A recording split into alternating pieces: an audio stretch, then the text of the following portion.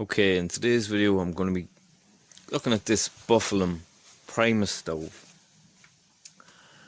I put up a short video it's a couple of months back of this stove working, and it was nice to get an email there recently on a person that bought one, and they had a little problem with it, which I'll explain about after. They bought it off a person who told them it was working and working okay, so they contacted me. I give them a little bit of advice. I'm not saying I'm the guru on these. I'll tell you a little bit more about that. But what I'm about to tell you, it could help you if you have one of these or find one of these like I did, and it could help your problem.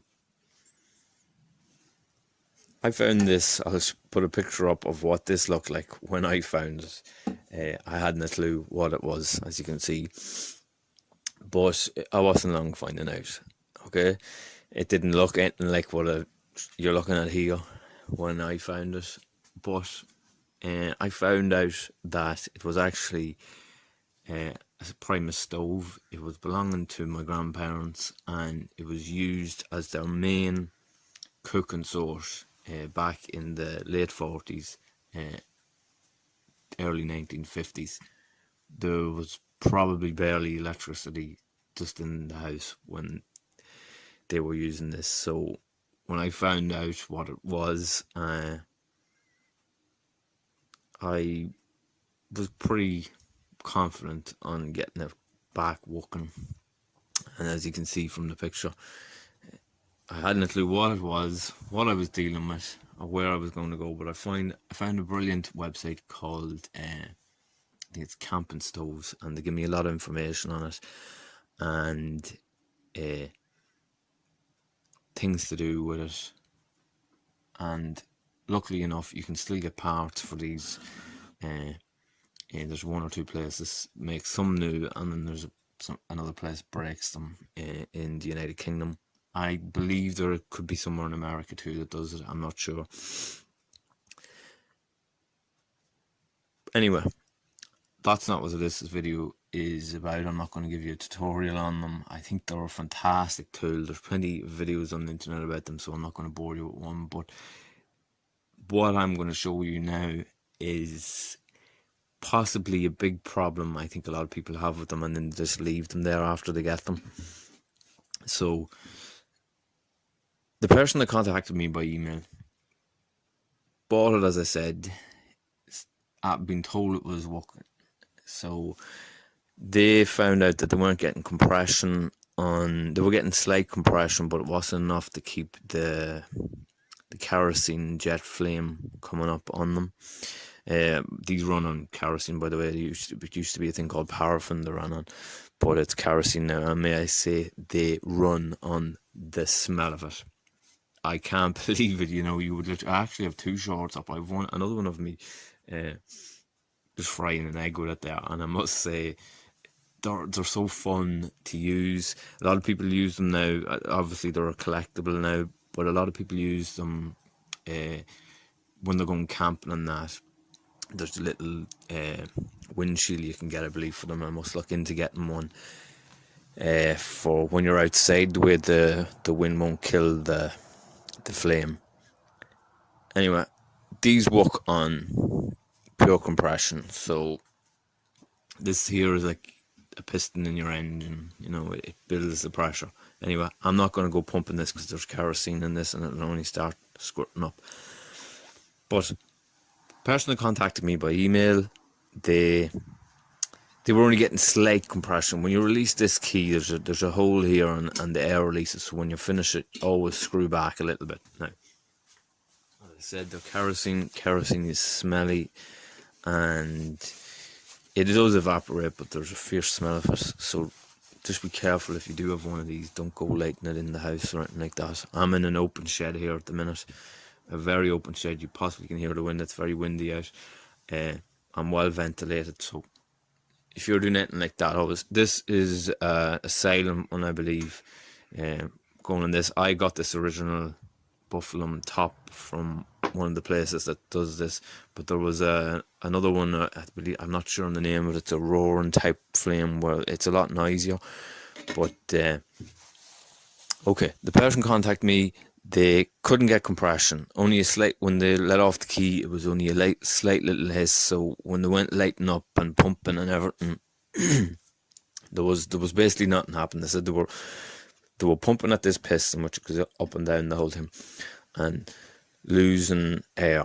Now, there's two faults that could have been there. I know that much when they contacted me. I'm going to take this out now and show you. There's a leather washer in here. You hear that pop? That's because I've got good compression. Now, I'm sure the person that contacted me, they can see what I was talking about. That leather washer of mine is completely soaking in oil. And that's the main thing. I haven't used that in a while, and it dried up the last time. And this is where their fault was. Down there's a non-return valve. It's got a little pip washer in it, and on the outside of that, it can be either a lead or like really. There's newer ones now being made. It's like a plasticky type washer, as far as I know, which doesn't let the kerosene back up into this chamber, which is like, as I said, your piston of an engine. What builds the compression to pump it up to a little jet here, the same as on your gas cooker that's still made today, only a little bit smaller. It pumps it up through here and mixes up here and ignites your flame. I'll put a video at the end of it working. As I said, I'm not giving a tutorial on how it works. I don't want to bore you with that. But if you have one of these, this is the thing to do. Completely, that leather washer, if you think that's good, that leather washer in any good condition, that is probably where you're losing your compression. If it's dried up or cracked looking, you still might be able to revive it. If you bought that and you think it's a real low one, these washers, you can make them yourself, or you can buy them new. But the thing to do it is get some thick lubricant oil and completely saturate that in oil, and then spread it out just like that. As you can see my fingers, I've done that. It's a couple of months back now since I've done that, and it's perfectly, see that there? When you wet it, okay, spread it out like that and steep it in it again. You don't actually have to take that off anyway now to do what I'm talking about, okay? Just spread it around like that. Saturate the whole leather, it is a washer, saturated in oil. And when I say oil, not WD or 3-in-1, not that light lubricant oil, the thick, like a car engine oil, your thick, the thick lubricant oil. Sometimes you can buy little bottles of them if you don't have a car or anything like that uses that. But that's what you need to do with that, okay? And then if you've done that right and it's laced, that you're actually going to get it hard to get this back in like this, and that's a good thing, believe me. Now, I have the key opened. If you don't have that key open, make sure and have it open, because if you don't and you get compression, you're going to start getting kerosene squirted up through this jet. Okay, put it back in there already, and with me with that key open, I know that there's a fierce force. So there's actually too much force possibly on it, but I don't think so.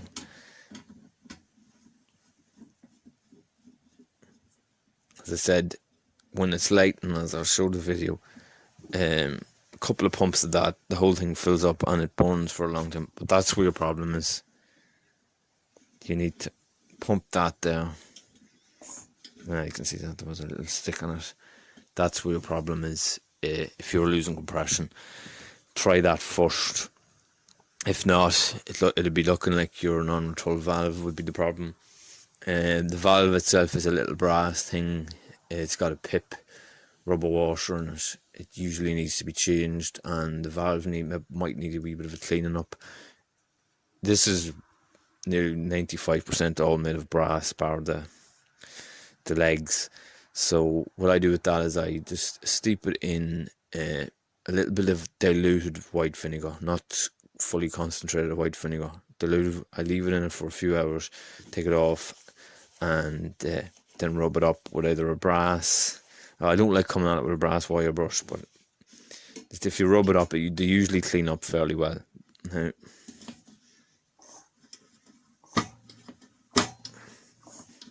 it's that there, that's working now. I've got serious compression on that, to be honest with you. But I'm going to light it up. At the end, I'll put a video up of me lighting it up. I'm not going to... As I said, there's 1,000 videos on how to light these and work them and that. There's no point in me putting up one. But it's just that problem there some people have. That washer is usually the problem, I believe. As I said, I'm not the guru on it. That's this video. Hope you enjoyed it. As I said, if you ever see one of these on the market, where you won't, like on eBay or flea markets is usually probably where you'd come across them, buy one of them. They're a class machine.